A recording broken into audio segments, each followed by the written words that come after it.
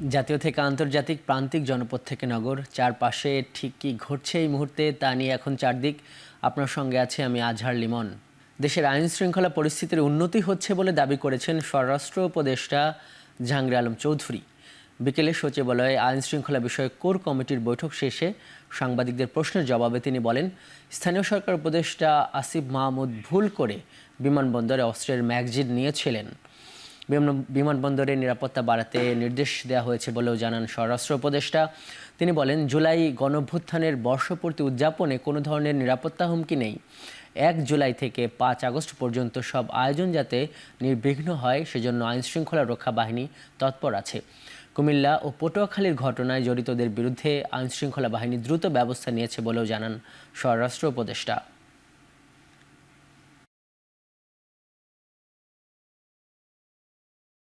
1 জুলাই থেকে 5 আগস্ট পর্যন্ত এই ব্যাপারটাই আমাদের আলোচনা হয়েছে। এখানে ধরেন যে বিভিন্ন পার্টি এবং বিভিন্ন সামাজিক সংগঠন তাদের অনেক অনুষ্ঠান থাকবে। এই অনুষ্ঠানগুলি যেন নির্বিঘ্নে কীভাবে হতে পারে এইসব ব্যাপারে আমাদের মেইন আলোচনা। এটা কিন্তু AK-47 না, এটা তারই একটা লাইসেন্সকৃত হাতিয়ার, পিস্তলের একটা ম্যাগজিন যে থাকে, একটা খালি ম্যাগজিনটা ওইটা ভুলে ওনার রয়ে গেছিল, ওইটা মানে জাস্ট একটা ভুল। জুলাই গণঅভ্যুত্থানের প্রথম শহীদ আবু সাইদ হত্যাকাণ্ডে 30 জনের বিরুদ্ধে অভিযোগ আমল নিয়ে বিচার শুরু করেছে আন্তর্জাতিক অপরাধ ট্রাইব্যুনাল। দুপুরে আবু সাইদ হত্যার ভিডিও দেখানো হয় অপরাধ ট্রাইব্যুনাল 2-এ। 30 আসামির বিরুদ্ধে অভিযোগ পড়ে শোনান chief prosecutor advocate Tajul Islam. মামলায় কারাগারে থাকা 4 আসামিকে গ্রেপ্তার দেখানো হয়, আর পলাতক বিরোবীর সাবেক ভিসি হাসিবুর রশিদ, রংপুর মেট্রোপলিটন পুলিশের সাবেক কমিশনার মনিরুজ্জামান সহ 26 জনের বিরুদ্ধে গ্রেপ্তারি পরোয়ানা জারি করেন ট্রাইব্যুনাল। আন্তর্জাতিক অপরাধ ট্রাইব্যুনালে গেল 13 জানুয়ারি অভিযোগ দায়ের করেন শহীদ আবু সাইদের বড় ভাই রমজান।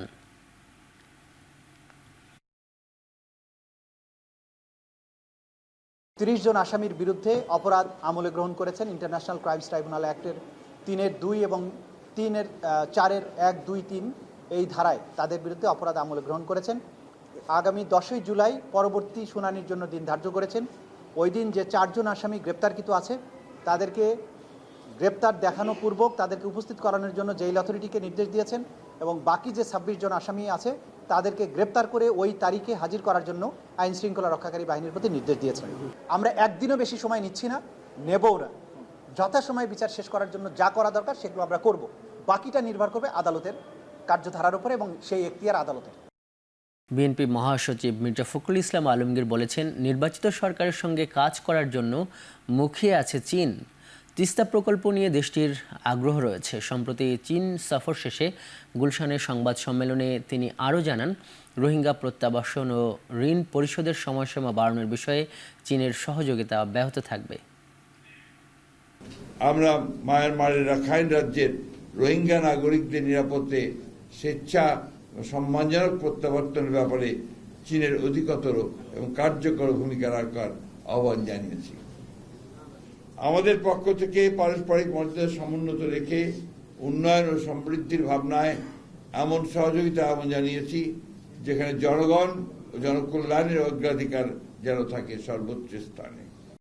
নির্বাচনে সংখ্যানুপাতিক পদ্ধতি বিএনপি মানবে না বলে মন্তব্য করেছেন দলের যুগ্ম মহাসচিব শহীদুদ্দিন চৌধুরী অ্যানি। দুপুরে কাকরাইলের ডিপ্লোমা ইঞ্জিনিয়ার্স ইনস্টিটিউশনে জাতীয়তাবাদী ওলামা দলের সাধারণ সভায় তিনি এই মন্তব্য করেন। বলেন, লন্ডনের বৈঠক জাতির মনে আশা তৈরি করেছে, তাই ফেব্রুয়ারির আগেই নির্বাচন হওয়া উচিত। অনুষ্ঠানে বিএনপি চেয়ারপারসনের উপদেষ্টা জয়নুল আবদিন ফারুক জানান, একটি দল সুকৌশলে ক্রমাগতভাবে বিএনপিকে রাজনৈতিক আক্রমণ করছে।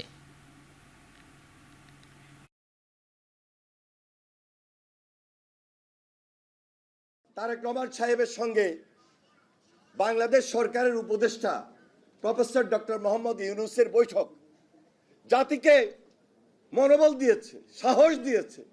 আমরা আশা রাখছি যে একটা উপযুক্ত সময় রোজার আগে ফেব্রুয়ারি মাসে ইনশাল্লাহ এই দেশে একটা গণতান্ত্রিক ব্যবস্থার মধ্য দিয়ে জনগণের সরকার প্রতিষ্ঠিত হবে।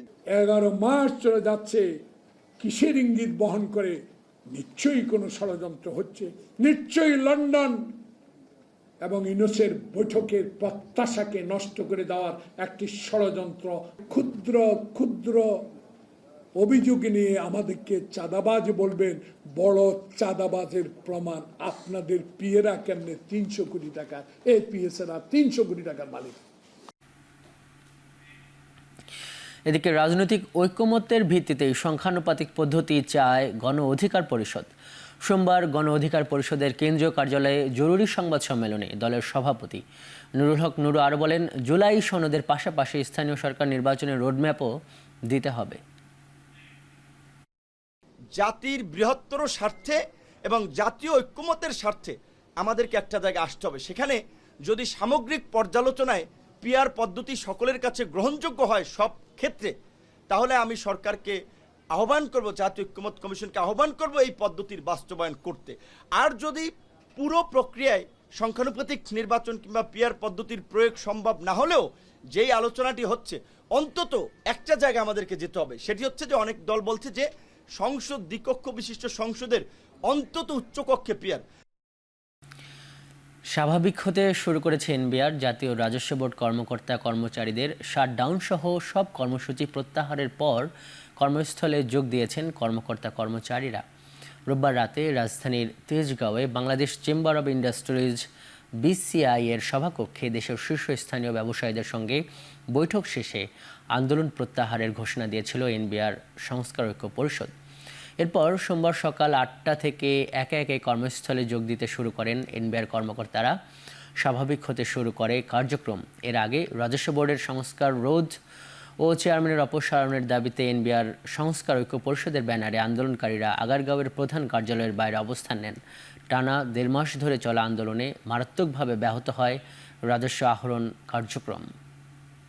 এনবিআর কর্মকর্তাদের বিরুদ্ধে দুদকের তদন্তে সরকারের হস্তক্ষেপ নেই বলে জানিয়েছেন অর্থ উপদেষ্টা।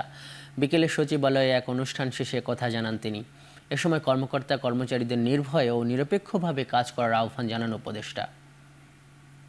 জাতীয় স্বার্থে একদম বন্ধ করে দেয় একটা সার্ভিস, এটা কোনো যুক্তিটা গ্রহণযোগ্য। হ্যাঁ, আমাদের সাথে তাদের মতামত থাকতে পারে, আমি বহু আগে বলেছি, কিন্তু পোর্ট বন্ধ করে দেবে, এটা তো প্রাইভেট প্রপার্টি না। আমার ফ্যাক্টরি, বিস্কিটের ফ্যাক্টরি বন্ধ করে দিলাম হয়, এবং কোনো পক্ষপাত এটা ছাড়া যদি কাজ করে তাদের কারো অসুবিধা হওয়ার কথা না।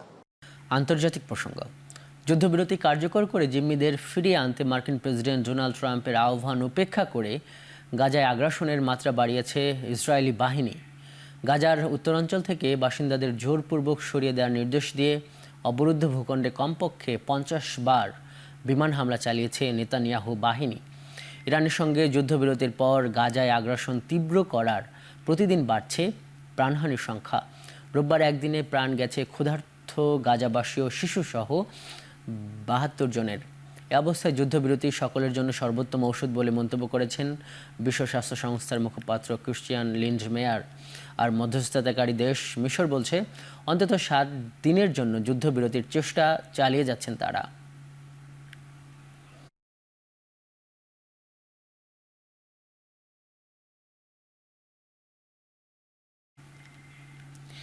দুই দেশের মধ্যে সাংস্কৃতিক উন্নয়নে দ্বিপাক্ষিক সম্পর্ক জোরদারে সম্মত হয়েছে রাশিয়া ও উত্তর কোরিয়া। সোমবার উত্তর কোরিয়ার সংস্কৃতি মন্ত্রীর সঙ্গে 125 সদস্যের রুশ প্রতিনিধি দল সাক্ষাৎ করে। মানসুদে অ্যাসেম্বলি হলে দুই দেশের প্রতিনিধিদের মধ্যে বৈঠক শেষে চুক্তি স্বাক্ষর হয়। এ সময় তারা সাংস্কৃতিক বিনিময় এবং পারস্পরিক সহযোগিতা জোরদারের বিষয়ে আলোচনা করেন। উত্তর কোরিয়ার রাষ্ট্রীয় গণমাধ্যম জানিয়েছে উভয় পক্ষ 2025 থেকে 2027 সালের সাংস্কৃতিক সহযোগিতা পরিকল্পনায় স্বাক্ষর করেছে। রাশিয়া জানিয়েছে উত্তর কোরিয়ার রাজধানীতে বেশ কয়েকটি কনসার্ট এবং বহু সাংস্কৃতিক অনুষ্ঠান আয়োজন করবে মস্কো।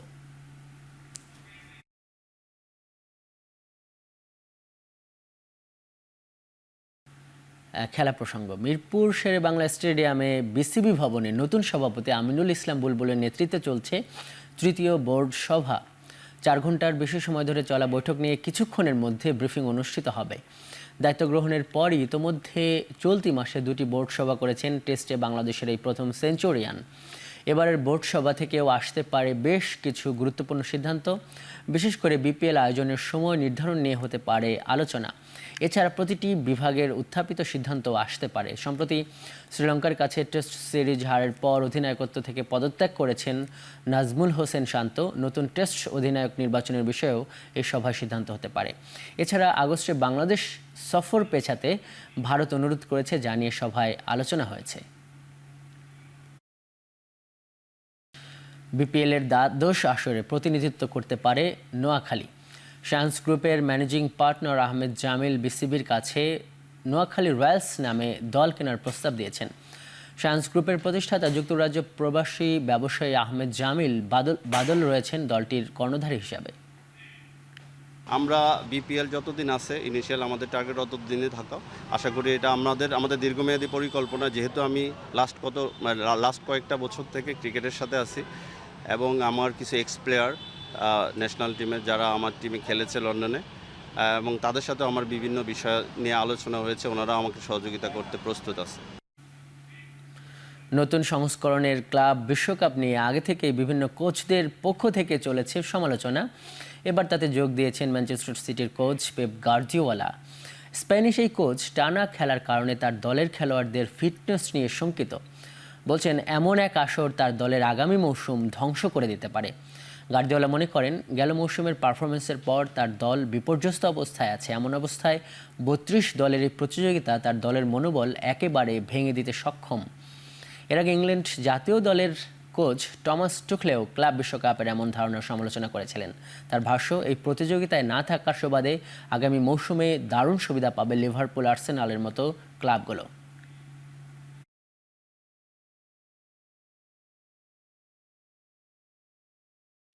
এই ছিল এখন চারদিকে।